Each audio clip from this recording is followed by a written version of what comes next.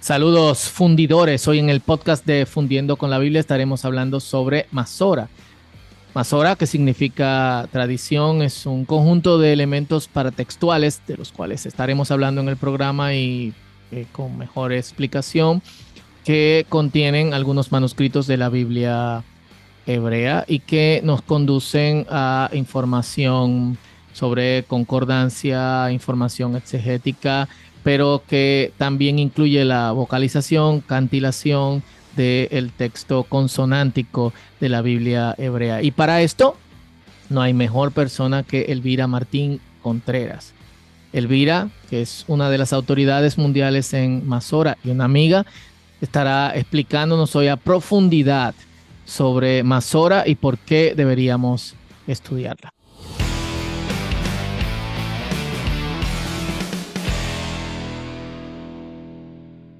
Saludos señores, yo soy Fausto de Fundiendo con la Biblia y hoy tenemos una invitada 5 estrellas, Elvira Martín Contreras. ¿Cómo estás, Elvira? Hola Fausto, muy bien tú. Muy bien. Para que tengan una idea, Elvira está en España. Estamos grabando con unas horas de diferencia. Yo estoy de madrugada y ella ya almorzó y todo lo demás. Así que si digo algo raro, me disculpan ahí. Pero hoy tenemos un tema súper interesante. Vamos a hablar de la Masora y creo que no hay mejor persona para hablarnos del tema que Elvira. Y bueno, arranquemos. Elvira, hablamos un poco de ti a nuestra audiencia. Bueno, lo primero, muchas gracias, Fausto, por darme este espacio para poder hablar de la Masora. Soy investigadora científica en el Instituto de Lenguas y Culturas del Mediterráneo y el Oriente Próximo del Consejo Superior de Investigaciones Científicas de España. Y bueno, llevo trabajando más de 20 años sobre la Masora, que ahora os contaré más qué es y por qué es interesante y por qué al menos deberíamos tener una ligera noción sobre ella cuando nos aproximamos al texto hebreo de la Biblia. Em, no es algo muy conocido, no solo porque es especializado, sino porque, bueno, los márgenes de los manuscritos siempre han sido ignorados. Ahora, por suerte, no solo en respecto al texto bíblico hebreo, que sí que tiene una trayectoria un poco diferente y que aparece pues impreso junto con el texto bíblico ya en la segunda Biblia rabínica, en el siglo XVI. Em, en general, en todas las tradiciones manuscritas se está atendiendo a lo que está escrito en los márgenes, no solo al texto que ocupa el centro de- del códice, ¿no? Entonces, en este sentido, acercarnos a los márgenes, a lo que puede estar ahí, a lo que nos puede estar diciendo, eh, es interesante y bueno, espero demostraros además que es fascinante como a mí me fascinó cuando la primera vez que pude asistir a un curso en el que me explicaron un poco qué era y cómo trabajar con ella. Y realmente es, como dijo un alumno, una vez que le enseñando curso de hebreo, es como hacer sudokus, ¿no? Porque tiene, bueno, pues lo que tiene es muchas pistas, muchas cosas que no es a simple vista lo que parece y que hay que trabajar sobre ellos y encontrarlo y vemos la genialidad, ¿no? de las personas que lo escribieron. Sí, y quizás es una de las razones por las cuales la gente no se acerca mucho, sí, porque realmente es como hacer sudoku. Bueno, yo creo Sí. que la gente no se acerca tanto porque ha tenido mala prensa. Mala prensa que incluso la gente que se dedicaba a los estudios masoréticos han propiciado, ¿no? O sea, una vez para una conferencia hice una recopilación de cómo describían la masora los propios estudiosos de la masora y había frases como, se necesita toda una vida de dedicación para aproximarse. Claro, o sea, si te presentan así algo, pues obviamente no te vas a poner a ello, pero os puedo asegurar por mi experiencia que una vez que se tienen conocimientos básicos de hebreo, es posible eh, trabajar con las noticias, con las más sencillas, por supuesto, y un poco cogerle el truco de cómo se descifran, ¿no? O sea que Claro. realmente es mala prensa en general. Y bueno, un poco mi intención es acabar con esa mala prensa y mostrar que es divertido. Y si no, al menos es bonito, si se Claro, ven los sí. manuscritos. Hacer relaciones públicas a la Masora. Y antes de que entremos en tema, porque vamos a dejar que Elvira fluya, como a veces llamamos este podcast fluyendo en vez de fundiendo, ¿cómo te interesaste en Masora? ¿Cómo caíste en los estudios masoréticos? Bueno, la verdad que fue una combinación de varios factores al azar, ¿no? Porque yo estaba haciendo mi tesis doctoral sobre las reglas de interpretación empleadas en el Midrash Génesis Rabá, que es un midrash de narrativo agádico del siglo V, que va versículo por versículo, incluso palabra por palabra, interpretando el libro de Génesis. A mí me interesaba identificar qué reglas de interpretación se empleaban y cómo se empleaban. Eh, Al mismo tiempo, yo hacía la tesis en el instituto, entonces se denominaba Instituto de Filología del CSIC, donde trabajaba uno de los equipos de Masora más importantes a nivel mundial en ese momento. eh, Natalio Fernández Marcos había sido encargado de hacer el volumen para la Biblia hebraica quinta de jueces y tenían que encargarse también de la Masora. Natalio no era del equipo de Masora, sino del de Biblia griega, pero bueno, pues quería aprovecharse de esos conocimientos del equipo de Masora y me invitaron, como estaba allí, si quería participar un poco de las sesiones de trabajo con la Masora. Y yo dije que sí porque no me habían explicado nada durante la carrera. Y tuve la suerte, las sesiones eran conducidas por Emilia Fernández Tejero, Uf, que realmente había captado muy bien el espíritu de la masora, ¿no? Y como en un artículo que tituló El espíritu burlón de los masoretas, nos lo transmitió muy bien y nos lo transmitió sin esa mala prensa y nos enseñó mucho. así es. Cuando yo volví a mi tesis, a mi texto de Génesis Rabá, de repente, gracias a haber ido a los otros cursos, empiezo a ver que había interpretaciones que tenían como una introducción textual que se parecía mucho a las anotaciones masoréticas. Entonces, Mm, eso fue una de las aportaciones de mi tesis doctoral, identificar todos estos comentarios textuales que en cierta manera se asemejaban a la masora, ¿no? Que, como os comentaré luego, había aparecido posterior. Y bueno, ahí no abandoné la masora del todo, que podía haber sido, porque solo era unas sesiones, sino que tuve que indagar y acostumbrarme a trabajar más para ese tipo de anotaciones.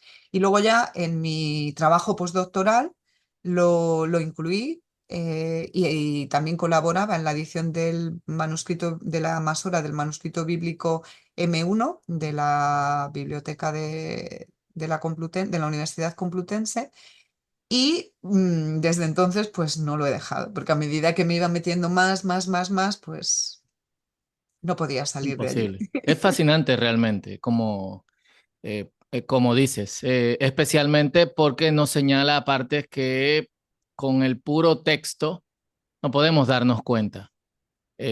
Hay conexiones, intertextualidad, cuestiones que tienen que ver con el significado de ciertas palabras que la Masora obviamente ayuda muchísimo en esa dirección. Y bueno, arranquemos, háblanos de qué es la Masora, su historia y fluyamos.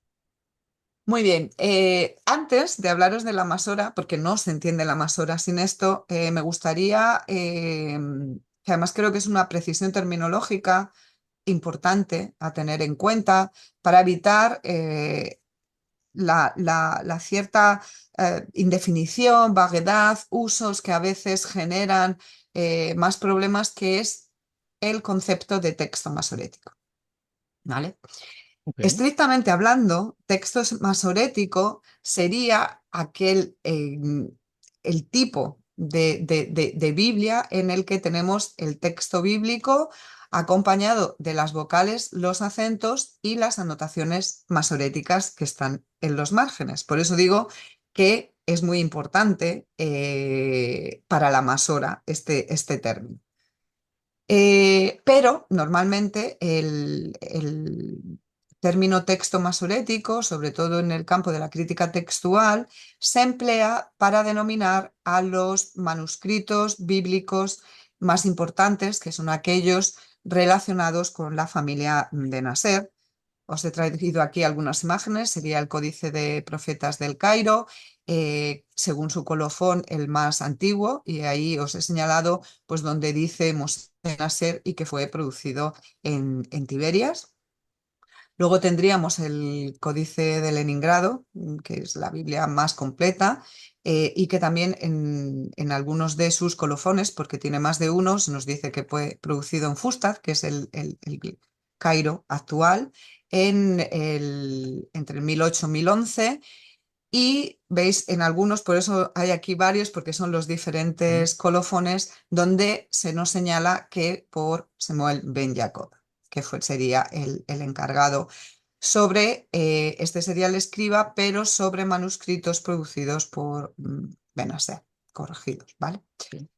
Luego tendríamos, por supuesto, el famoso Códice de Alepo, que se señala en torno al 940, aunque no se conserva el colofón, y que, bueno, pues es considerado el que está de acuerdo a las leyes que nos cuenta Maimónides, y que ha sido considerado pues patrimonio de la humanidad. Ahí os No, pongo el link a la UNESCO. Y por último tendríamos el manuscrito de la British Library o el 4445. una pregunta antes de continuemos que continuemos para nuestra audiencia. ¿Qué es el colofón? El colofón es el texto que normalmente aparece al final, por eso colofón, del manuscrito, en el que se nos da información sobre quién escribió el manuscrito, dónde, cuándo, para quién, si hay un patrón, ¿no?, que es el que encarga ese manuscrito, y no tiene por qué aparecer toda esta información a la vez. Hay colofones en los que nos mencionan una cosa, no otra. También es cierto que tenemos anotaciones de atribución a un escriba que no están en el colofón, sino en anotaciones en otras partes del manuscrito. Pero digamos que en los casos que os he mostrado, bueno, el primero de los colofones del manuscrito del Códice de Leningrado aparece al principio, o sea, pero bueno, normalmente al final, también al principio, para darnos ese tipo de información. Perfecto. Luego también, estos serían los usos que deberíamos mantener para el concepto de texto masorético, pero también se utiliza pues para hablar de las ediciones. Normalmente se dice el texto masorético para hablar de la Biblia hebraica, que no, stuttgartense, que no deja de ser una edición. Con lo cual, Ujú. el uso de texto masorético puede producir un cierto problema, porque realmente la edición lo que está reproduciendo es el texto del Códice de Leningrado. Si bien es verdad que más o menos hay un cierto texto unificado, sí que hay diferencias en el texto consonántico, en la vocalización entre los manuscritos y a nivel de la masora, y esto es muy importante entre todos ellos. No Claro, hay se una sola tomaron masora. decisiones en la Masora que... Claro, y aquí eso, bueno, eso lo mencionaré un poco más tarde, además eso que no lo reproduce, pero llamar texto masorético cuando estás utilizando el códice de Lenin, o sea, la edición sobre el códice de Leningrado, pues también puede generar sus problemas, ¿no? Ok. Y luego también vemos en otros casos que texto masorético se identifica con el texto recibido, ¿no? El textus receptus.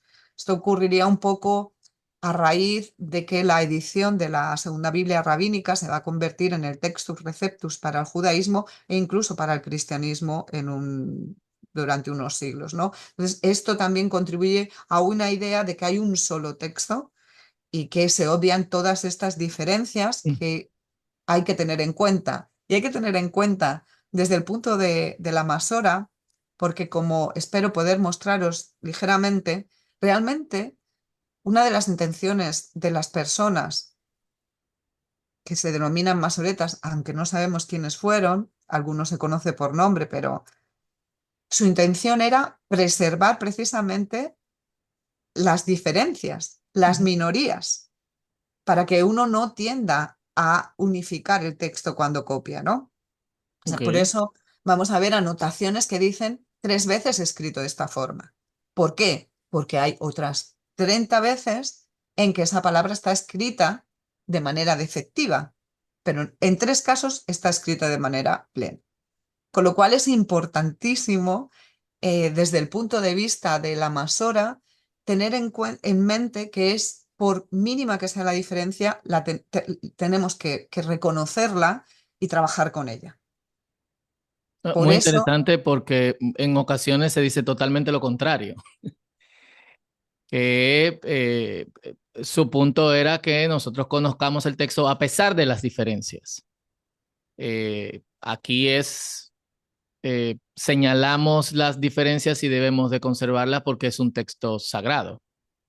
efectivamente, y entonces muchas de estas anotaciones se ven claramente que son como indicaciones para el copista, para el que está escribiendo el texto bíblico, porque ¿qué sentido tiene sino decir 3 veces está escrito así? Claro.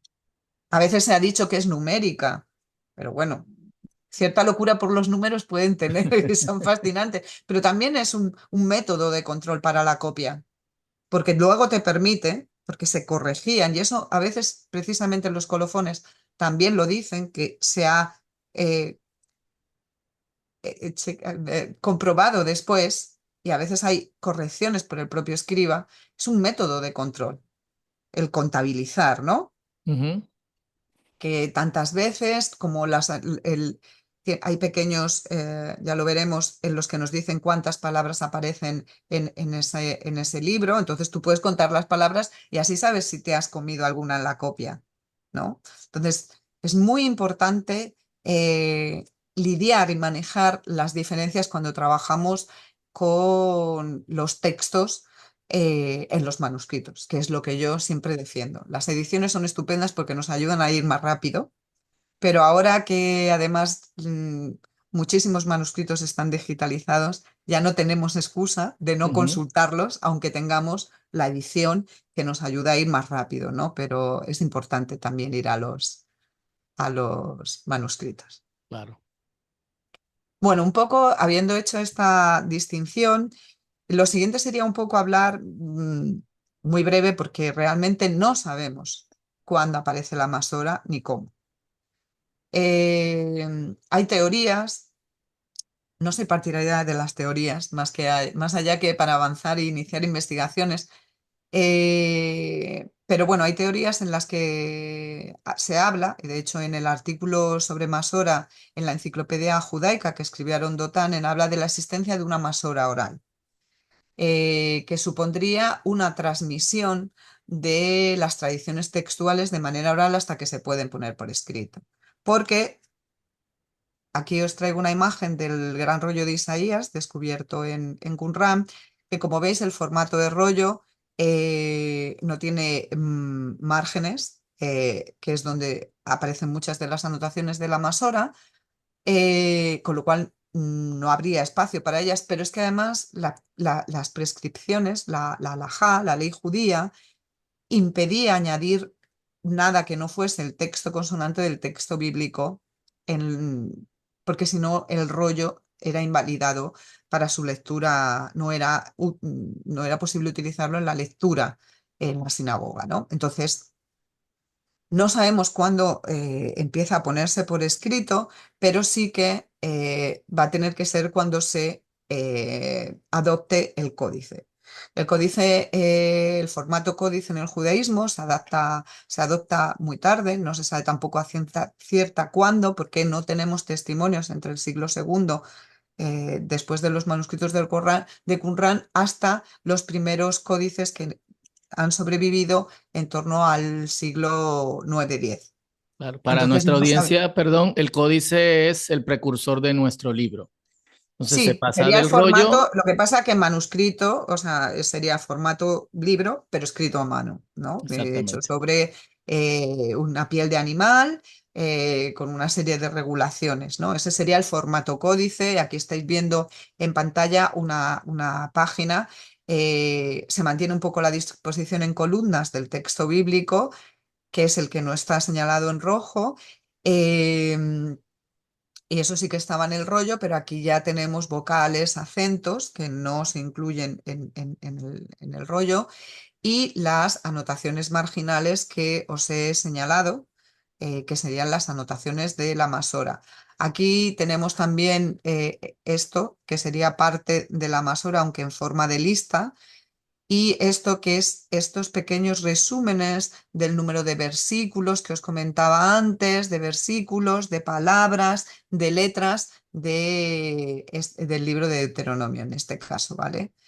Entonces, lo que podemos hablar a ciencia cierta de la masora y lo que sabemos es que aparece con el códice. Y una de las posibles explicaciones para la adopción tardía y por qué se adapta el códice en ese momento por el judaísmo es en su relación con todo lo que se está produciendo a nivel de formato en el Corán, ¿no? Porque en ese momento pues, está toda la zona de Palestina bajo el imperio islámico, musulmán. Así que eso es un poco yo lo que me gusta contar de la historia de la Masora. Los nombres, escasos nombres que se conocen porque tienden a ser anónimos estas anotaciones de los de masoretas, se sitúan también en una época tardía, siglo octavo, noveno, con lo cual creo que deberíamos hablar de ese origen más tardío.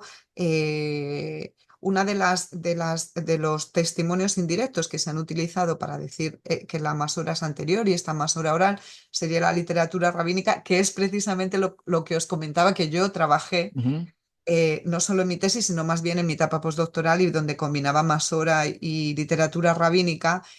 Y tras analizar los midrashim agádicos narrativos fechados con anterioridad a la aparición de la masora en el siglo séptimo, que es lo que se solía decir, la verdad es que la diferencia no permite pensar que hubiera una masora oral. Quizás determinadas tradiciones textuales respecto a algunas palabras y fenómenos, sí, pero lo que es el sistema de anotaciones que encontramos en los códices, en los márgenes, a nivel de las abreviaturas, la terminología, un sistema muy bien definido y una cantidad ingente de anotaciones en comparación con las escasas referencias textuales que encontramos en la literatura rabínica, la verdad es que yo creo que no es posible decir que de un salto así, o sea, algo más se tuvo que producir, ¿no? Entonces, un poco sería esto, yo creo, lo señalable respecto a la historia de la Masora, unirla a la aparición del códice y a ser posible incorporarla junto con el texto bíblico. Se podría decir que había quizás pequeñas referencias del tipo Masora antes de la aparición del códice y los masoretas, que son los que transmiten esta Masora, esta tradición, entonces la unifican, No, en cierto modo, tanto no. tampoco. Tanto no, no, no, no, no, no, no, no, no. El número, o sea, es que es irrisorio. O sea, para hacernos una idea, si cogiéramos solo un libro bíblico, comparásemos el número de noticias, por ejemplo, vamos a coger el Génesis, que en Génesis Rabá yo estaba súper contenta en su momento porque yo había identificado 80 de estas que denominamos, cuando estuve en Manchester, justo junto con Alexander Sameli, denominamos Text Preserving Observation, con esta idea de que, bueno, estaban como previas a una interpretación, porque normalmente además van acompañadas de una interpretación. Se interesan por ejemplo, que una palabra esté escrita defectiva porque le van a interpretar, ¿no? O sea, por ejemplo, la Ujú. palabra Toledot, generaciones, que aparece 6 veces en total, 4 veces escrita defectiva y 2 veces escrita plena. Entonces, a esa escritura y a ese cambio de escritura le van a sacar una interpretación. El mundo creó Dios creó el mundo completo, por eso la primera vez que aparece Toledo aparece plena, pero después, por una serie de pecados y cuestiones, pierde el esplendor, y por eso aparece 4 veces escrito de efectiva, y luego finalmente lo recupera en la era mesiánica y recupera las 6 cosas, que es el valor numérico del Baz, de la letra Baz, que era la que faltaba en los otros casos. O sea, que es completamente diferente y sí, yo qué sé, en todo el libro del Génesis yo identifiqué en Génesis Rabá 80 de estos especie de comentarios textuales. El libro de Génesis en el Códice de Leningrado tiene, no sé, es que no las he contabilizado, pero no sé, 20 Cientas. veces más, 20 veces más o infinitas, o sea, muchas veces más. Entonces, y la forma, es verdad que en alguna ocasión he encontrado comentarios del tipo exegético en los márgenes, acompañando a una noticia masorética, pero esto es posterior, claro. Y luego también hay que tener en cuenta que los manuscritos de la literatura rabínica que nos han llegado a nosotros son todos medievales. Con lo cual, puede haber sido una interpolación tardía, ¿no? Que Ujú. desde la Masora se haya interpolado en esos manuscritos de la literatura rabínica y no al revés. Ok. Entonces, yo hablaría de dos sistemas diferentes, de dos aproximaciones distintas al texto que en algunas ocasiones comparten una tradición textual detrás de esa palabra. Súper.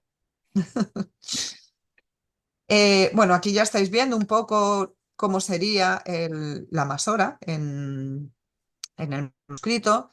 Eh, Eso es lo que os comentaba de esos pequeños resúmenes y esa forma de lista. Que esta es una página muy interesante, Sí, no no es lo es al usual. uso. No, no es lo usual porque este es el final del libro del Deuteronomio, ¿no? Nosotros normalmente veremos otras, pero quería mostraros estas para que veáis las diferentes posibilidades porque también quería que vierais en el manuscrito los diferentes tamaños que nos van marcando las diferentes partes, ¿no? Y los diferentes textos. Veis que en la letra más grande sería la que hay en el texto bíblico, o sea, y que además está vocalizado, con lo cual ya hay una separación visual para saber qué es lo que tenemos aquí. Luego, las anotaciones de la Masora, incluidos estos pequeños resúmenes del total de versículos, etcétera, veis que la letra es muchísimo más pequeña, que no está vocalizado, y veis estos puntitos aquí Ujú. sobre las letras, eso es para indicar en este caso, el valor que la letra se está utilizando según su valor numérico, porque las letras en hebreo tienen valor numérico, y aquí que es una abreviatura, ¿vale? Y luego tendríamos esto que está en el tamaño, lo veis, está entre el texto bíblico y la masora, que ya es, digamos, como ciertas listas que se añaden al final de los manuscritos o al final de las partes, de las diferentes partes que estructuran la Biblia hebrea. Aquí sería al final del Pentateuco, entonces vamos a tener una serie de listas que son del ámbito de la masora, pero veis que el tamaño es un poco más grande. Y en este caso, como quedaba así, lo ponen también para seguir el formato de 3 columnas que tiene el manuscrito de Leningrado. Por eso había escogido esta página que es peculiar. Y también porque a lo largo de lo que os voy a enseñar, lo que quiero que quede claro es esa pluralidad y variedad que encontramos en los manuscritos, que a veces las ediciones no nos permiten ver y que contribuye a esa idea de que hay un texto unificado, fijo y que es siempre igual. Claro. A mí también me llama la atención lo visual. Los masoretas prestan mucha atención al diseño de las páginas. No solamente esta página y no sé las que vas a presentar tienen formas muy peculiares que las ediciones modernas matan. Tal Obviamente cual. son ediciones para ser estudiadas y ya, es muy práctico, pero los masoretas mantienen este balance entre lo práctico y lo estético. Sí, vamos a ver, aquí yo simplemente os lo ponía para que vierais que pueden llegar a escribir cuando hay mucha profusión de anotaciones, los márgenes son los que son. O sea, sería un poco para los que habéis vivido la etapa de los SMS. Recordáis cómo teníamos que, y de hecho utilizábamos los mismos recursos, abreviaturas, recursos comunes, que si yo le digo a Fausto, a Serejé, él sabe que estamos hablando de la Asociación Española de Estudios Hebreos y Judíos, porque es como la llamamos entre nosotros, ¿no? Entonces, los masoretas hacen un poco esto y lo que teníamos de los caracteres en pantalla, los márgenes de los manuscritos es lo mismo. El Ujú. espacio es el que es. Y tenemos que buscar la forma de meter lo que queremos meter ahí, ¿no? Entonces, en este caso, como veis, pues han escrito así en vertical, ¿no?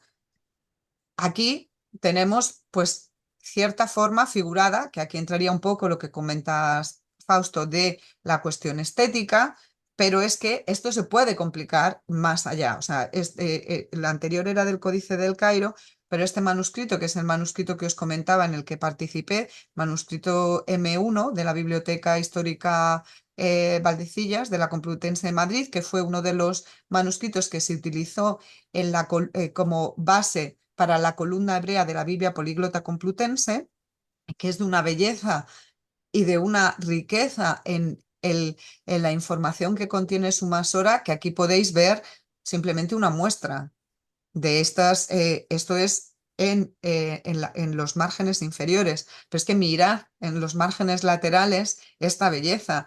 Y aunque lo veáis así, todo tiene sentido. Claro, Hasta ahora, y algo que quizás no se nota a simple vista por el medio que estamos usando ahora es que no es simple, no son trazos lineales, son trazos textuales.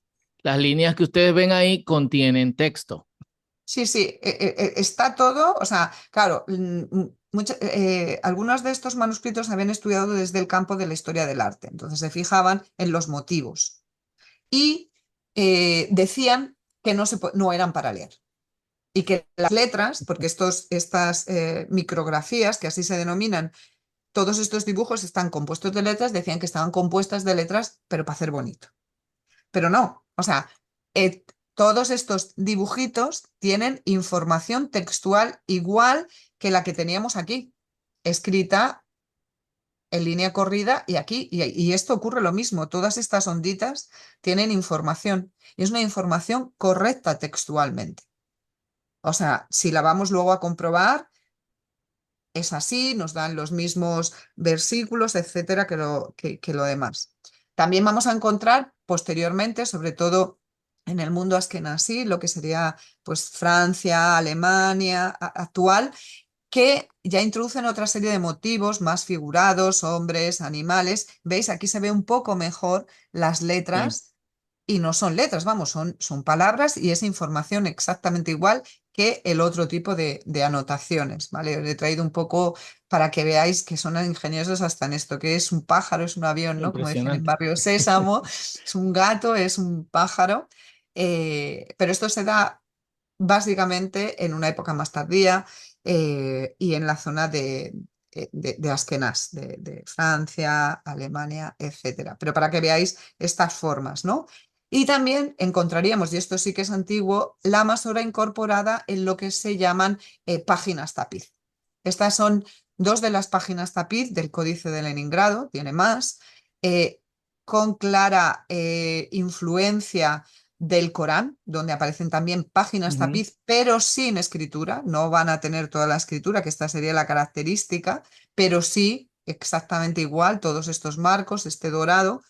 Aquí tenemos en el medio, donde tendríamos pues más ese tipo de colofones que os he dicho, pero todo esto de por aquí son noticias masoréticas como las que encontramos en los márgenes junto al texto bíblico. ¿Veis? Aquí tenemos. ¿Veis este número, esta letra boca abajo con este Ujú. puntito? Pues aquí nos estaría claramente indicando que es un 2. Y esto se puede leer y se puede ver, esta palabra aparece una vez y nos están dando el versículo en el que aparece, cómo aparecen los márgenes, ¿no? Para que veáis todos los tipos que podemos, dónde podemos encontrar anotaciones de la masora en un manuscrito. Ahora un poco sí que quería que vierais qué, qué sistema sofisticado es la masora, ¿no? ¿Cómo sabemos que una palabra va acompañada de una notación masórica? Es cierto que esto no siempre se cumple, pero en muchos casos tenemos esto que he señalado aquí, estos circulitos que denominamos circeli en plural, que sería una especie, imaginaos, si pudiéramos clicar aquí, porque los manuscritos medievales funcionan como las páginas web actuales. Creedme, no me lo he inventado yo, de hecho hay artículos sobre esto, como todos esos hiperlinks, esas referencias cruzadas, cómo unen partes. Pues esto, si clicáramos aquí, uy, no, claro, lo he hecho y no es porque no sale, nos llevaría a la nota que le corresponde, ¿no? Hasta ese punto. Pero cuando uno va mirando el texto bíblico, es como si tuviéramos aquí un aviso de warning, vete al margen. En el margen vas a encontrar información complementaria sobre esa palabra. O sea, que es todo un sistema bien estructurado y bien pensado. Pero es verdad que no encontramos que puede haber anotación sin símbolo, sin ese circelus, o circelus y no hay anotación. O sea, no eran perfectos, lo habían elaborado bien, pero no eran perfectos. Y en ese caso sería un fallo en el Masoreta o...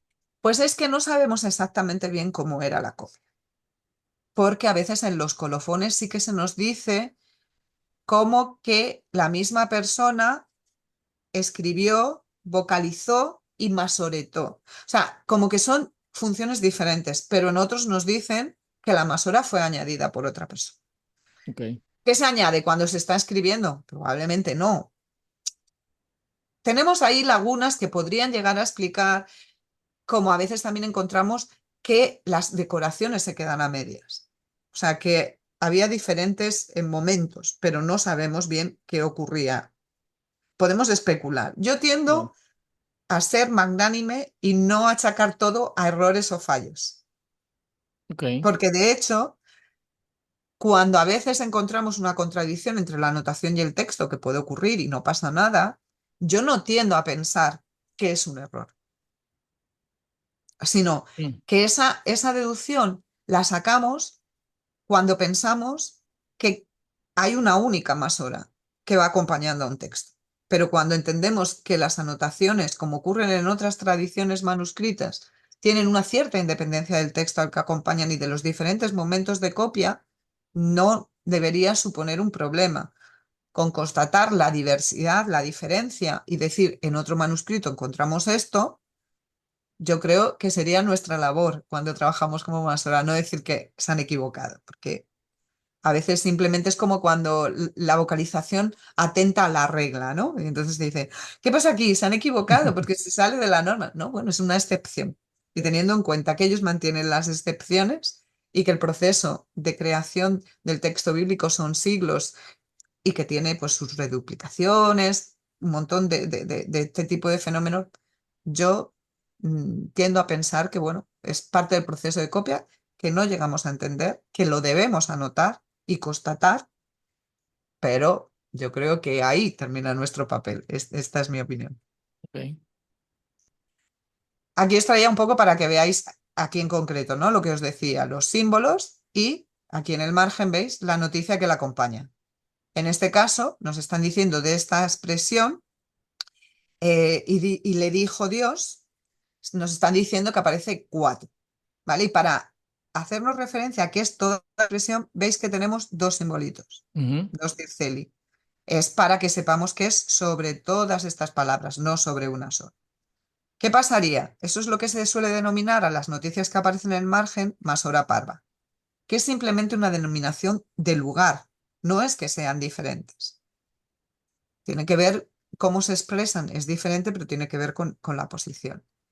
Y aquí tendríamos la otra noticia que va con ellos. ¿Cómo sabemos? O sea, hay diferentes maneras de referenciar las noticias, poniéndola a la misma altura de la palabra o en este caso, que esto ya está en el margen superior y es lo que se denomina masora magna, repitiendo el lema. ¿Veis? Ujú. Si supierais o los que sabéis hebreo podréis reconocer o ver la similitud de las letras. Está repitiendo el lema, así sabemos que la noticia se refiere a esta expresión, vuelve a darnos la información 4 Pero aquí vamos a saber mucho más porque nos da los versículos en los que aparece. ¿Vale? Todo esto de aquí lo tengo, se ve más claro en este caso con Canot, donde os he identificado las diferentes partes de la anotación. ¿Vale? Veréis de nuevo, y es el margen superior, que repite el lema, nos da la información textual. Aquí nos está diciendo que aparece 4 veces en total, 2 veces escrito de efectivo y 2 veces escrito pleno. Como veis, todas tienen puntitos porque todo es con abreviaturas, aquí Haser y Male abreviado, más el valor numérico de las letras. Y luego, en algunos nos introducen y nos dicen que nos van a dar sus versículos donde aparecen sus referencias, que sería Simanjón, de Simanjón, esto, los Simanim, y nos dan estas, una palabra de cada versículo, para que sepamos en qué versículo se encuentra. Claro, esto es parte que tenemos que suplir nosotros, Ujú. identificar cuáles son los versículos, comprobar que esto es así y también cuál es la intención. Entonces, puede ser una total, simplemente en este caso no sería porque sean excepciones, no, aparece 2 veces escrito así y 2 veces así. Así que escríbelo como está. En estos casos así y en estos otros así.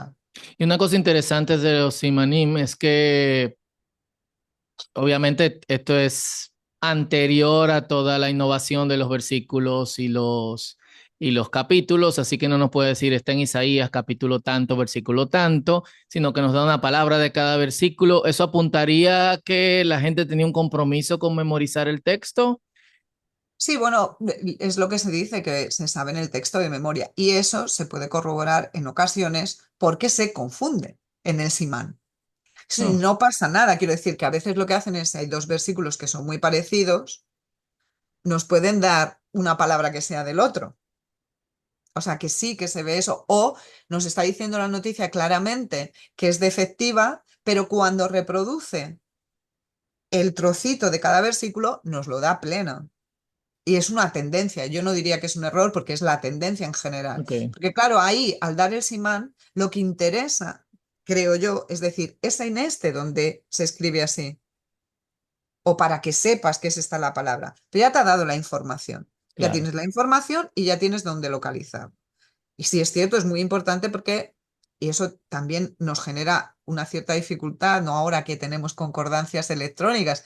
Yo me acuerdo cuando empecé que lo que decíamos con el método científico del dedo, pues cogías unas concordancias, las concordancias del Mandeker, y el método científico del dedo es que ibas buscando, buscabas la palabra y ahí te venían, yo que sé, imagínate, 50 versículos donde aparece la palabra. Pues luego tenías que ir al texto hebreo y comprobar uno por uno hasta que encontrabas el que se estaban refiriendo. O sea, claro. llevaba un procedimiento más largo.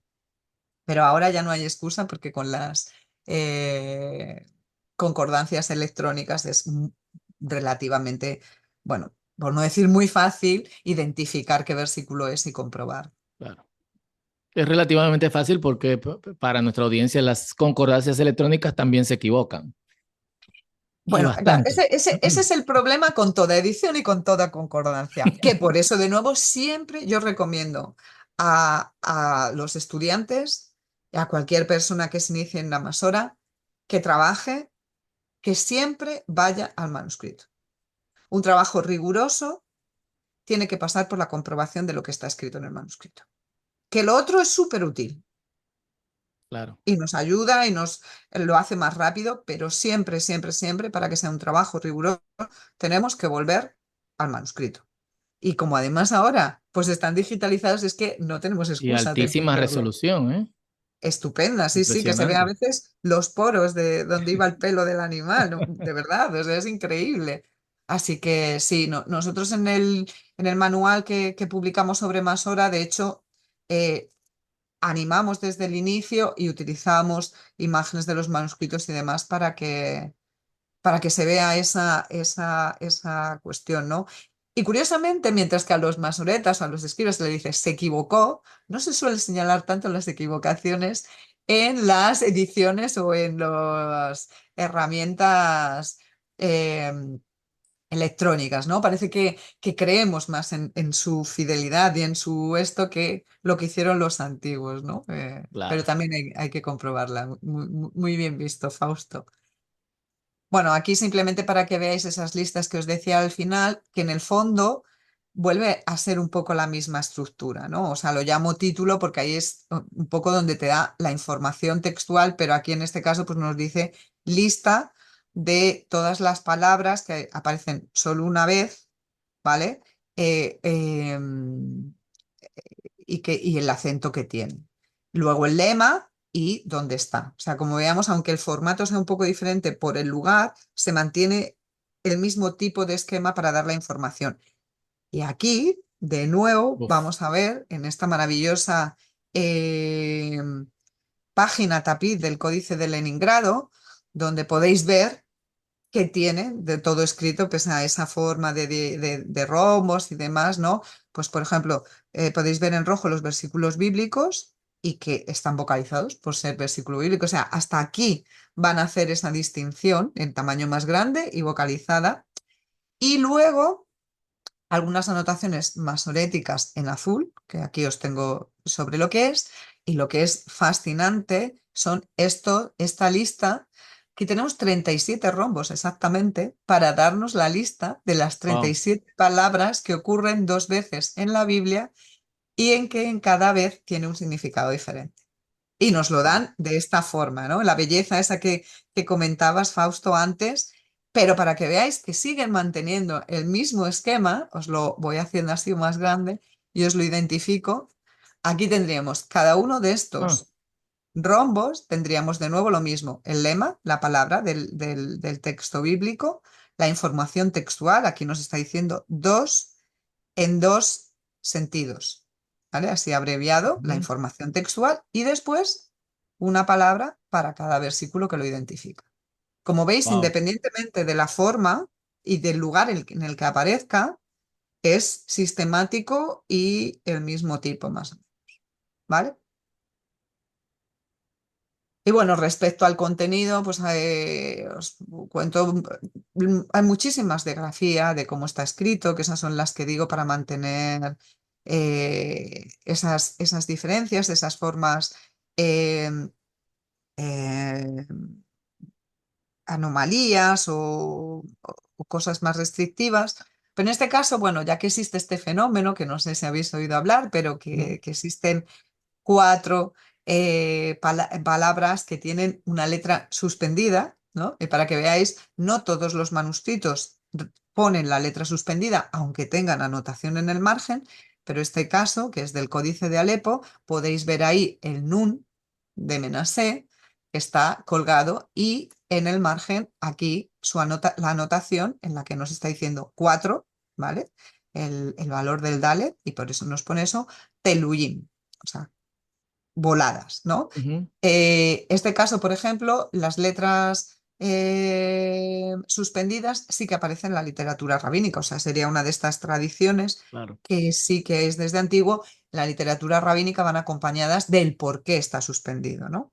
Y esta es muy chula porque depende de cómo lo leas, es Menasé o Moshe, y que tiene que Moisés. ver para no relacionar el nombre de Moisés con pecado, ¿no?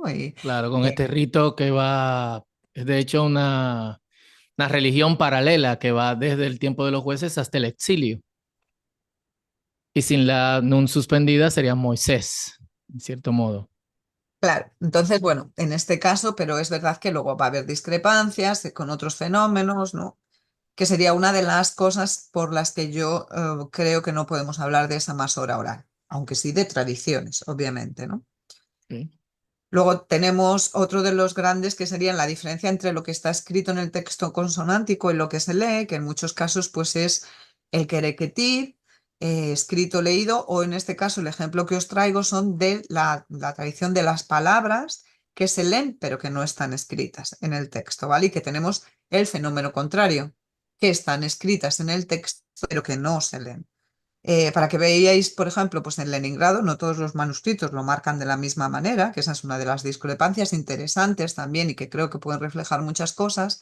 En este caso, veis que se ha dejado el hueco Hay otros casos en otros manuscritos, incluso en los mismos manuscritos no siempre lo marcan igual, que no hay hueco, y se han puesto las vocales, las veis aquí, Ujú. y aquí el acento de que llevaría la palabra. Y en el margen se nos está diciendo banaf kere velo ketir, que tienes que leer baná, pero que no está escrito.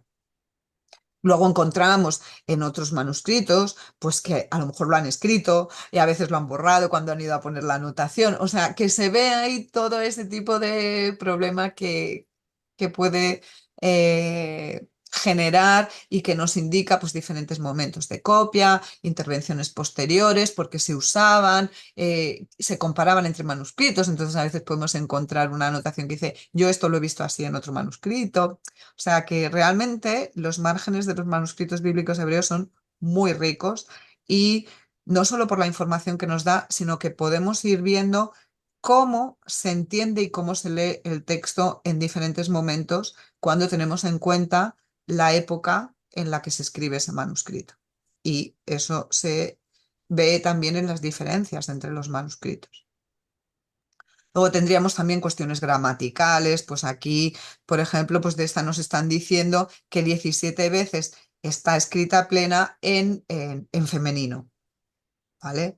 O sea, un poco he recogido aquí los temas, morfología, semántica, ¿no? Pues aquí nos dice que aquí en esta, no siempre, o sea, hay tres veces que no es cananeos, ¿no? Aquí lo que pone es que Naanim, pues nos dice que hay tres veces que no significa cananeos, ¿vale? Luego tenemos cuestiones de vocalización, de acentuación, muchas, luego variantes o lecturas alternativas, algunas de ellas son pues la diferencia que hay entre los orientales y los occidentales, o entre Ben Aser y Ben Naphtali, y como veis pues aquí nos dan Ben Aser y que Ben Naphtali discrepa en la vocalización. ¿Veis aquí? Que nos Ujú. están dando, aquí cuando dice Ben Naphtali nos está dando para que veamos que hay una vocalización diferente y aquí no nos lo da porque el texto recoge la vocalización de acuerdo a Ben Aser. Ben Aser y Ben Naphtali eran dos de los masoretas más importantes que sí, además se conocen sus nombres.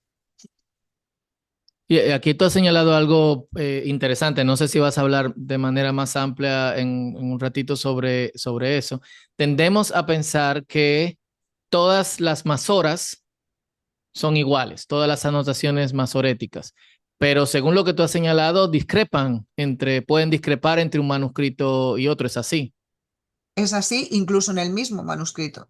Por ejemplo, respecto al ejemplo que os ponía de las palabras que se leen y no se escriben y viceversa, en Leningrado, en el Códice de Leningrado y en el Códice del Cairo, tenemos que recoger dos tradiciones diferentes, en el mismo manuscrito, en Wow, diferentes sitios. En uno nos dice que son 10 palabras y en otro que son 11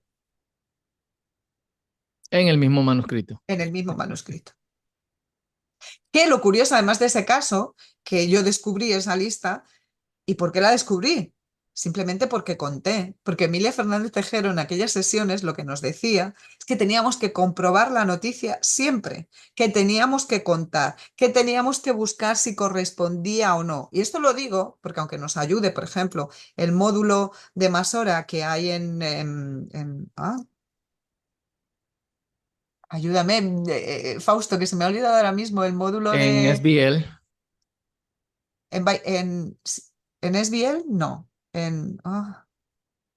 Que hay un módulo de Masora en el programa este, Ah, no bueno, es no. Logos, es, ay, Ah, ok, Accordance.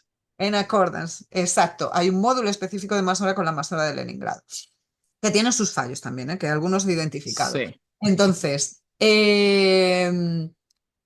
si tú usas eso, te van a dar los 10, entonces no lo vas a ir a comprobar. claro. Por lo cual, aquí aprovecho de nuevo que si os aventuráis en el mundo de la Masora, por favor, contad, comprobad, y fue así como vi. Tenían 11 casos, pero como la tradición que se conocía era 10, pues todo el mundo había pasado por allí y lo había puesto 10. Wow. Entonces, hay discrepancias entre los propios manuscritos y luego entre los manuscritos. ¿Por qué esta idea de Masora? Yo creo que en parte por lo que he mencionado al inicio de lo del Textus Receptus de la Biblia hebraica, o sea, de la segunda Biblia rabínica. Porque la Masora también va a ser considerada Textus Receptus. Claro, ¿qué hace? Un producto propio de la imprenta, pero también del siglo XVI, que en todas las tradiciones está esta idea del texto perfecto, que es una idea completamente nueva que aparece en el siglo XVI, en el que se dice que ha habido una corrupción de los textos en la Edad Media y tanto también en griego, en latín, se quiere recuperar ese texto perfecto original. Claro. Y eso se va a hacer en la Segunda Biblia Rabínica con el texto bíblico, pero también con la Masora. Y Benjayín en la introducción nos explica cómo lo hace. Entonces, la Masora que tenemos en la Biblia, en la Segunda Biblia Rabínica, no es la Masora de un manuscrito. Es una edición ecléctica Claro. que Benjayín hace, según él dice, pues con cierta inspiración divina, buscando entre manuscritos. Entonces, no existe una sola Masora. Y es algo con lo que, tenemos que incorporarlo en nuestro trabajo y, y desde ahí ver cómo trabajamos con esa pluralidad. A mí no me incomoda, ¿eh? No me incomoda que sean diferentes las más horas, que da un poco más de trabajo porque tienes No, que no debería mirarlas todas. incomodarnos de ninguna forma. Creo que eso amplía nuestro conocimiento del texto, Sí, en cierto modo, eso es lo que yo especialmente creo. si las comparamos. Efectivamente. Pero bueno, no se tiende a hacer eso, ¿vale? Y se sigue manteniendo incluso un doble discurso, que por un lado se dice que hay una masora plural, luego cuando ves los trabajos y las metodologías que se emplean, ves que no es real, ¿no? Que no se incorpora esa pluralidad en la metodología. Yo os animo a, bueno, en general, con todo, ¿no? Como había un anuncio en España que era busque, compare y si encuentra algo mejor, cómprelo. Pues un poco yo os animaría a los que veáis esto y que tengáis interés en conocer más de la Masora, pero cuando trabajéis el texto bíblico, pues que sobre todo, pues eso, recordad ir a los manuscritos y compararlos también, ¿no? Claro. Bueno, aquí también vengo pues para que veáis que de estas variantes aquí se nos está diciendo que en los libros antiguos, en este caso en concreto, y nos da una variante, ¿no? Que refleja también esta, cómo se ha ido cotejando también los manuscritos entre sí como base para hacer este tipo de anotaciones, ¿vale? Este es en M1, por supuesto, es posterior porque fue escrito en Toledo en 1280, o sea, no estamos en el siglo X-XI, ¿no? Como los textos atribuidos a Benacer. Y luego también los cálculos, ¿no? Que aunque la masora se ha tildado de numérica, por eso que habéis visto que siempre pone 4 o 10, no lo es, pero no lo es porque además tiene este tipo Ujú. de recuentos, como este, por ejemplo, pues en este caso es lo mismo que habéis visto antes, este es el resumen de el número de versículos que tiene el libro de Ezequiel en el Códice del Cairo y que lo he elegido porque está muy bonito para que Sí. lo veáis. Sí, yo realmente, como te había dicho, y ahora que tú muestras la otra diapositiva, la que acabas de presentar, eh, qué compromiso con lo estético también. Sí, yo creo que el compromiso estético tiene que ver además con algo que es necesario y que se explora en todas las tradiciones manuscritas en la Edad Media, que tiene que ver en esa idea de relaciones y de tener como diferentes informaciones y textos en una misma página. Esto te exige de alguna manera ordenar el contenido, distinguirlo, separarlo. No sabemos bien cómo leía un lector en la Edad Media, ¿no? Pero probablemente no era Ujú. una forma de leer como la que nosotros tenemos. Claro. Porque cuando tú tienes el texto en el centro, en los márgenes, unos más grandes, otro más pequeño, dónde se dirige, cómo lo interconectas, ¿no? Eh, hace que haya cosas como que se realcen, otras pueden ser estéticas puras y duras, pero en general yo creo que tienen una doble función, estética pero también de separación, Claro. de marcar una cosa u otra, ¿no? En este caso, por ejemplo, ¿qué tenemos? Que estaba dentro de cálculos. Pues nos dice cuál es la mitad del libro. ¿Cuál es la mitad del libro o sea, no, cuál es la mitad de la Torá en palabras? O sea, es importante para esas cosas, ¿veis? Y está remarcado. Eso Ujú. hace que si tenemos muchas anotaciones en el margen, les están dando una gradación de importancia. Son del mismo manuscrito para que veáis incluso la variedad. Es que yo definiría el mundo de la Edad Media en la pluralidad, en una pluralidad que la imprenta mata y que no unifica. Pero, ¿veis? Es el mismo manuscrito, ¿eh? Wow, Y en todos los casos es para indicar la mitad del mitad del libro libro. en algo. Pero de alguna manera, aun cuando no tiene una decoración con dorados y tan prolífica como esta, mirad el símbolo que tiene para remarcarlo. Si esto lo vierais en el conjunto del folio, esta noticia te llamaría la atención en un primer momento. Claro. Con lo Llama a la cual, vista, te invita. claro, tiene esa doble finalidad, yo creo, decorativa por un lado, pero también como una guía de lectura, por dónde, ¿no? Porque todas estas anotaciones en los márgenes, decoraciones, etcétera, serían como puertas de acceso al texto. Y no es lo mismo cuando entras por una puerta que por otra. Cómo accedes y cómo ves el texto en el centro, ¿no? Por eso la importancia de eso, de lo que está en los márgenes. Probablemente no para nosotros, porque no es nuestra experiencia lectora, ¿no? Pero claro, intentando un poco ponernos en ese mundo medieval. Claro. Y que en traducción, una de las cosas que uno ve en historia de traducción es que cuando empiezan a aparecer las primeras traducciones en la lengua vulgar o en la lengua que habla la gente, se mantenía esto de las explicaciones en los márgenes. Cuando vas a una Biblia de Casiodoro de Reina, te explica, mira, hay tres posibilidades de traducción de este versículo. O aquí hay un hapax, es una palabra que aparece una sola vez en hebreo. Tenemos cuidado en cómo traducirla. Yo he elegido esta traducción, pero existen estas otras posibilidades. Esto se ha eliminado totalmente. Y eso que antes señalaba un texto que puede tener variantes, ahora nos dirige a lectores que piensan que es un texto puro, fijo. Y se vuelve complicado, especialmente cuando tienes que tomar decisiones de traducción o decisiones de interpretación al mismo tiempo. Claro, yo ahí creo que es importante y creo que son como dos niveles, ¿no? Evidentemente, cuando estás traduciendo, al final el traductor es el que tiene que tomar una decisión. Claro, Pero creo que es necesario mirar a esto, ¿no? Porque no es lo mismo traducir diciendo, pues yo elijo esto de las múltiples versiones que hay, que tengas anotaciones de diferentes momentos en los que nos están diciendo cómo se entendía el texto en ese momento.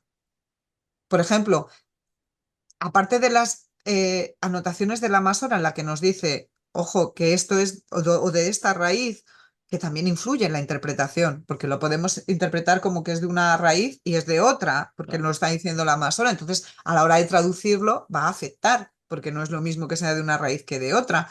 O nos dice el ejemplo que os enseñaba de la palabra cananeos, que en tres ocasiones no son cananeos, aunque el cuerpo consonántico y la vocalización sea la misma. Eso es importante a la hora de la traducción. Que es verdad que hay traducciones que están más asentadas porque no debían ser tan problemáticas, pero hay otras que el mirar a las anotaciones nos resulta muy útil para la traducción. O en el caso, por ejemplo, de la península ibérica, hay manuscritos medievales de la Biblia hebrea que tienen anotaciones con caracteres hebreos, pero que son romance el contenido y son ujú, precisamente para dar el significado de la palabra en lengua romance. Eso wow, es muy importante tener en claro, cuenta que en el siglo XIV estaban entendiendo la palabra, la traducían así. Y normalmente no lo hacen de todas las palabras, porque no me estoy refiriendo a ejemplares interlineares, ¿no? Sino a manuscritos de la Biblia hebrea que en el margen tienen estos leazim, estas glosas con contenido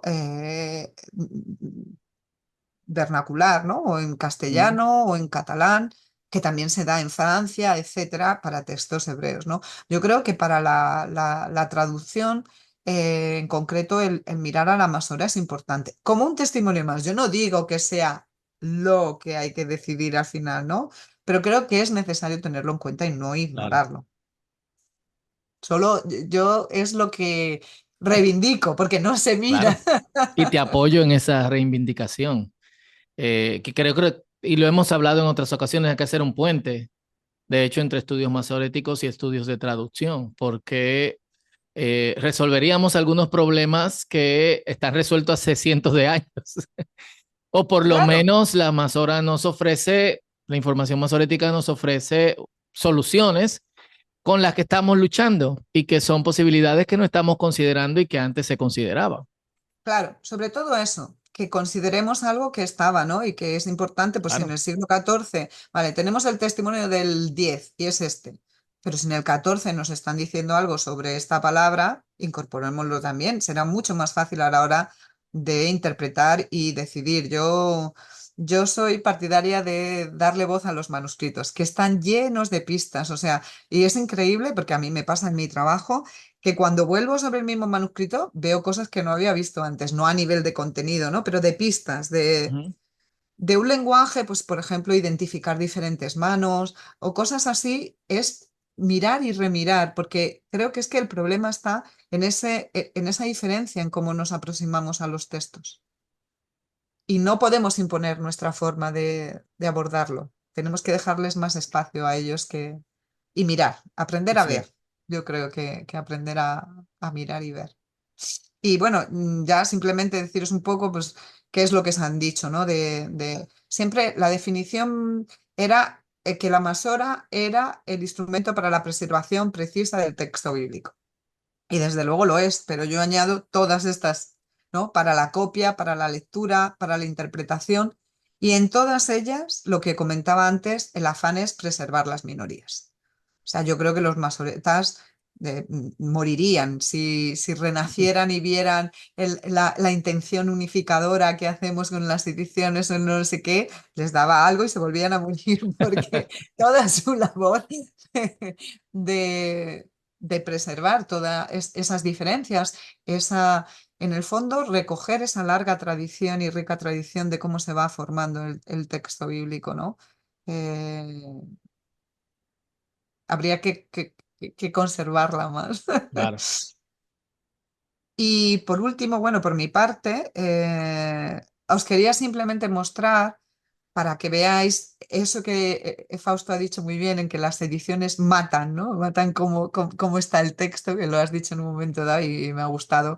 Precisamente yo lo tenía en mente, aunque no había pensado utilizar lo de que matan, para que veáis pues simplemente las diferencias, ¿no? Con las dos principales que solemos usar de la Biblia hebraica Stuttgartense. Y luego veremos también la quinta un momentito para que veáis ya simplemente la disposición, ¿no? O sea, tenemos el texto corrido. En este caso, la Biblia hebraica Stuttgartense además solo nos va a reproducir en ese volumen la masora que está en los márgenes, ¿veis? Esta que está aquí nos la va a reproducir en el margen, pero la masora magna nos la da en un volumen aparte, ¿vale? Y ese no va a ser, solo funcionaría un poco así, ¿no? Aquí tenemos, os lo he puesto para que veáis las diferentes partes. Tenemos aquí el texto, veis, sigue funcionando un poco como el manuscrito, donde Ujú. está el circelus. Nos mandaría aquí, el sentido que se sigue en la Biblia hebraica Stuttgartense es que siempre vamos a seguir el orden de los circelus, ¿vale? Este primero, pues sería la primera nota. Aquí veis que en el mismo línea hay otro, pues sería esta, ¿vale? Siempre van en orden y se separan por un punto. Este numerito volado nos está refiriendo, que nos lo refiere abajo, donde está lo que os digo, la masora magna del volumen independiente elaborado por Bale, que le da un número, 341. Entonces tendríamos que ir a ese volumen independiente, buscar la lista 341 y ahí encontraríamos esto. ¿Cuál es el problema? Y os pido por favor que si llegáis a usar la Biblia hebraica Stuttgartense y su masora tengáis en cuenta, pronto ya no hará falta porque estará toda la Biblia hebraica a cuenta, es que dadas las decisiones que Bail tomó para hacer la masora, un poco lo que hizo Benjayín en la segunda Ujú. Biblia rabínica, él decide que hay unos problemas con la masora y ve las diferencias que se encuentran en Leningrado, esto que estábamos abriendo del propio manuscrito, que a veces pues hay una noticia sobre una palabra, pero cuando vuelve a aparecer esa palabra no está la noticia. Entonces él dice, pues yo la voy a poner aquí también. O que hay, Mm. como está escrita la noticia sobre una palabra, está diferente en este folio de cómo está escrita aquí. Entonces dice, hombre, no, hay que unificarlo. Pues si es sobre la misma palabra, hay que ponerla exactamente igual, ¿vale? Entonces toma una serie de decisiones que lo que tenemos es la masora basada en Leningrado, pero no la masora de Leningrado. Ya se convierte en otra masora. Claro, se convierte en una masora editada. Editada, pero tú, si vas al manuscrito, entonces de hecho a veces vas y dices, uy, si no hay, tú la tienes aquí, dices, voy a comprobar eso que os decía yo de ir al manuscrito a comprobar. Vas al manuscrito y te vuelves loco buscando la noticia y no está, porque claro, la ha añadido él Claro. o está escrita de otra manera, ¿no? Entonces, ese es el mayor problema que tiene.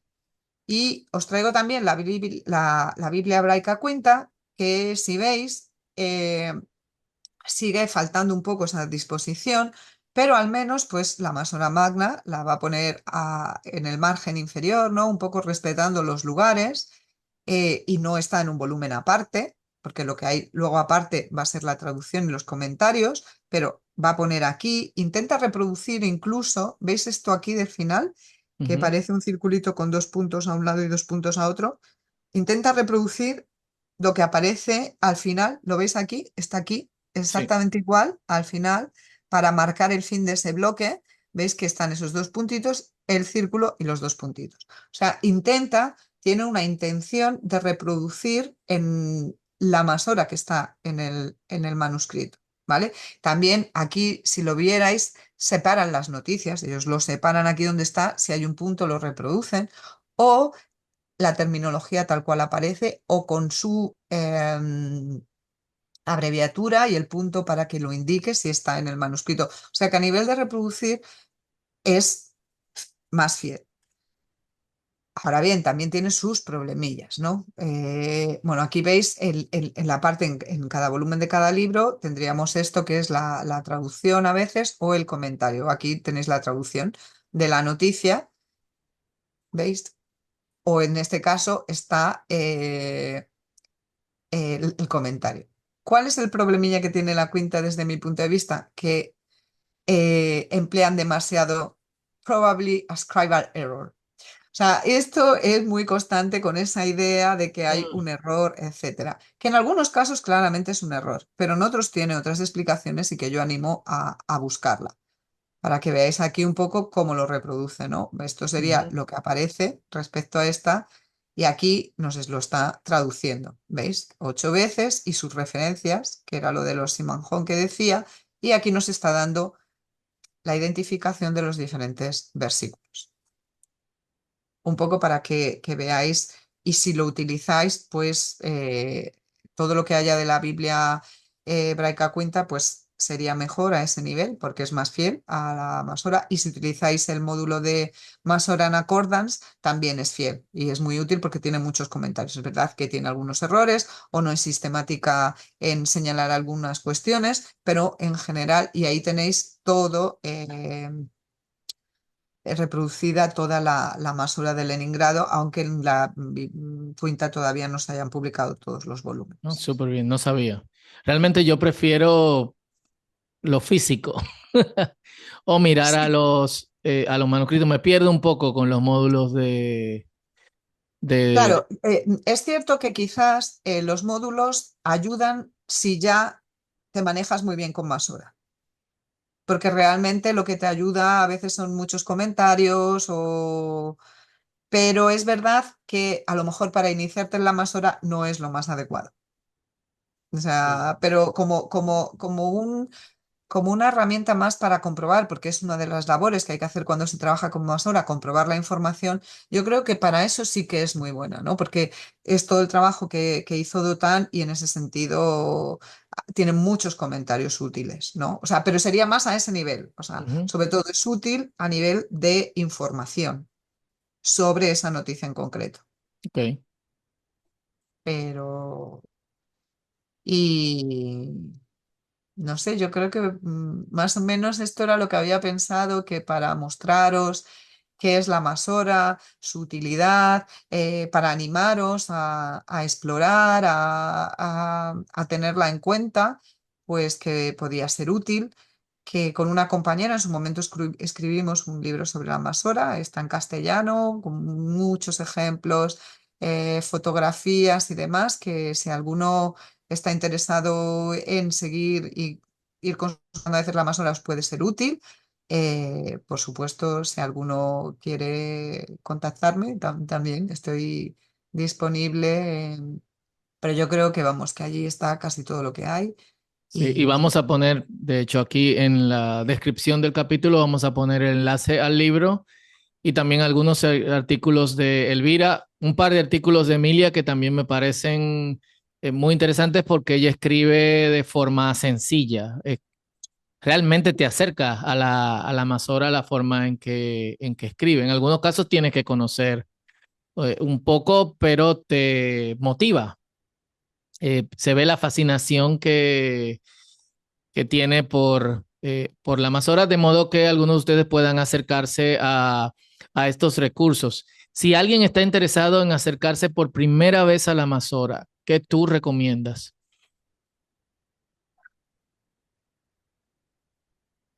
pues a ver, yo creo que con los estudiantes,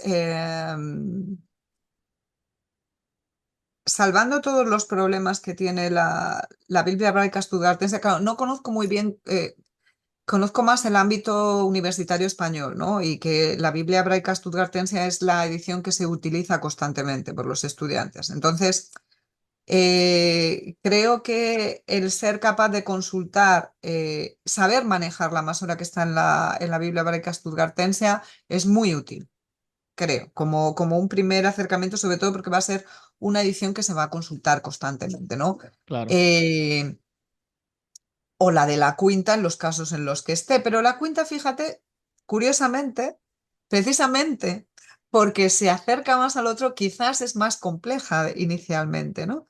Entonces, yo creo que sí, que tener en cuenta cómo está la masora en la edición para un poco familiarizarse, pues eso, que está el circelus, que cada circelus equivale a una noticia, ¿no? Más que nada como el sistema, más que el contenido y el trabajo, sino para acostumbrarnos a que si estoy con el texto y veo un este, me voy al margen. ¿Y el margen qué es? Y como aquí vienen algunos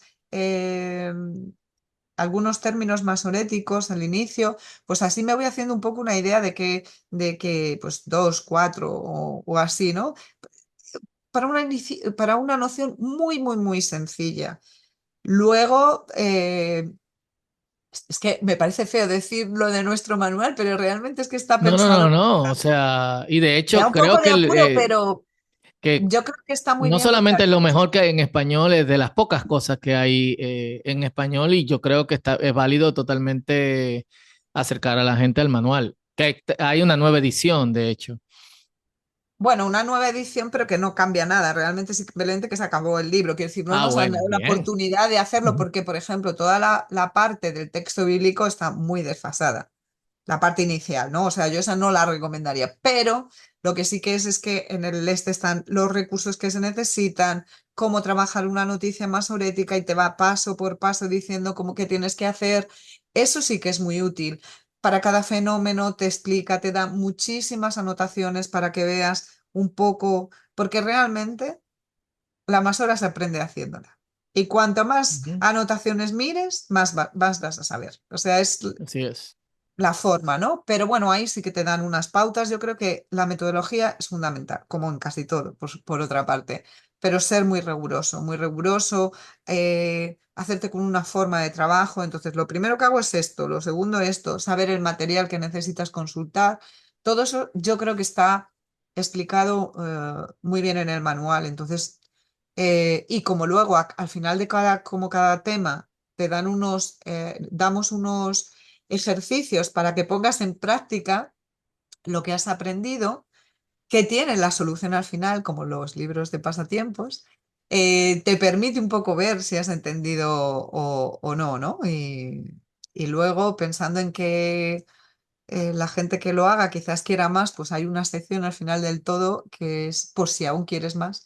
Entonces hay más ejercicios en los que no hay la solución al final, pero que si se quiere saber y si se ha llegado hasta ahí por interés, nos podéis escribir para... para que os demos la solución o lo Claro. comprobemos, ¿no? Sí. O sea, que permite ir uno poco a poco, a su ritmo, a su modo, testarse, interesarse. Creo que es posible. Esas dos Súper. cosas yo creo que serían... Y una última pregunta.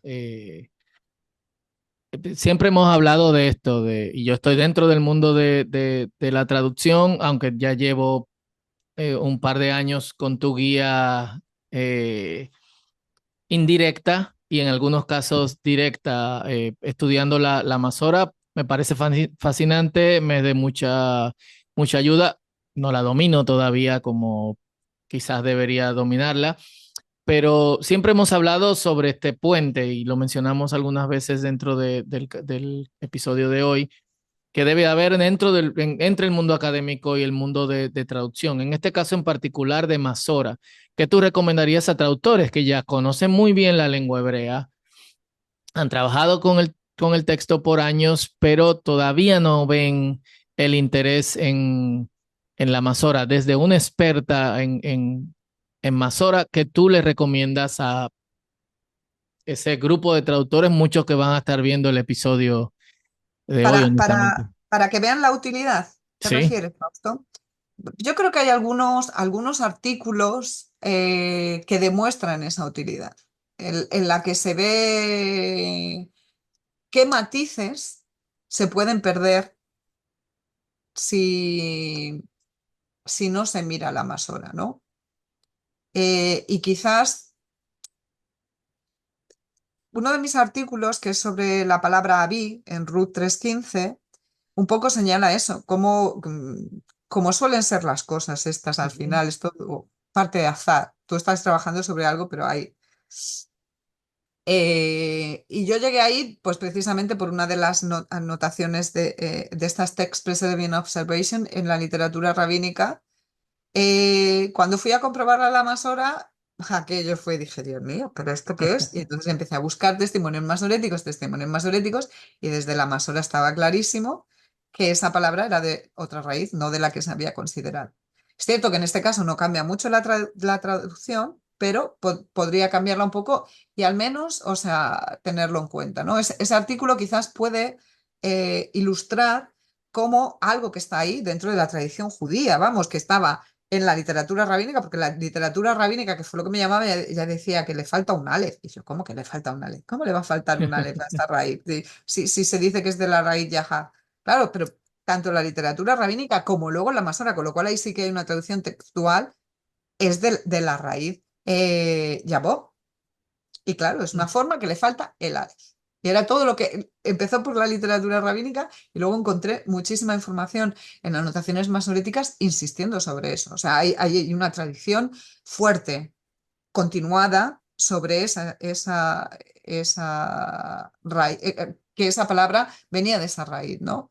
Pues, por ejemplo, ese puede ayudar a ver que no va a ocurrir en todas, ¿no? Pero sí que cuál es, cómo está entrelazado o puede estar con la labor de traducción.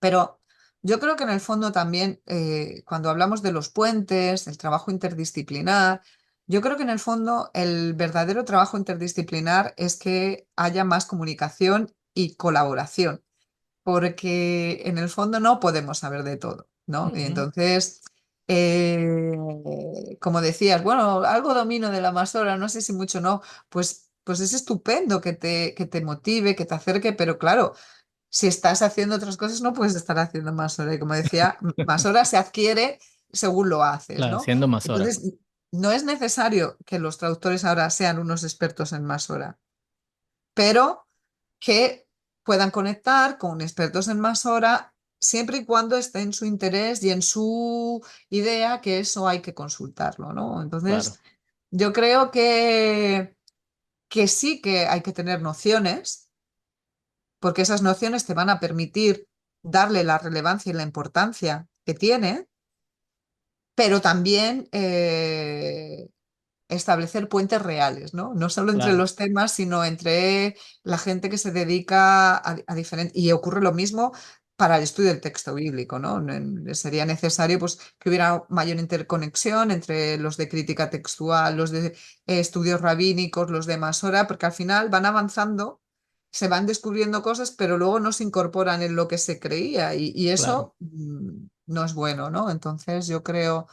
Y luego estaba pensando, también hay otro artículo de Emilia, ahora mismo no recuerdo cuál, pero en el que habla sobre cómo interpretar Kahari desde la Masora, que también resulta muy interesante, ¿no? O sea que, bueno, os podría dar esos ejemplos como motivacionales de Ujú. mirar la Masora un poco, tened curiosidad por ella. El centro, el texto en el centro es importante, pero a veces es una excusa para el texto en el margen. eh, y animaros eso a que también contactéis cuando lo necesitéis con gente que sea más especialista en ese campo, pero sobre todo que no la ignoréis. Eso Claro. sería Sí. lo que os podría decir. Y has dicho algo muy importante, crear puentes interdisciplinarios, que no trabajemos aisladamente, sino que podamos eh, conectar. Elvira, muchísimas gracias por este tiempo. Creo que es un episodio valiosísimo y con tu permiso espero que podamos tenerte en un par de ocasiones más en el futuro. Tienes una agenda apretada, pero por ahí coordinamos. Muchas gracias de verdad por Muchas gracias compartir a con ti, nosotros. Fausto, de verdad, por darme esta oportunidad y por darle voz a a la Masora en tu programa y en el estudio del texto bíblico hebreo. Muchas gracias. Perfecto. Señoras y señores, Elvira Martín Contreras y esto fue Fundiendo con la Biblia. Hasta la próxima.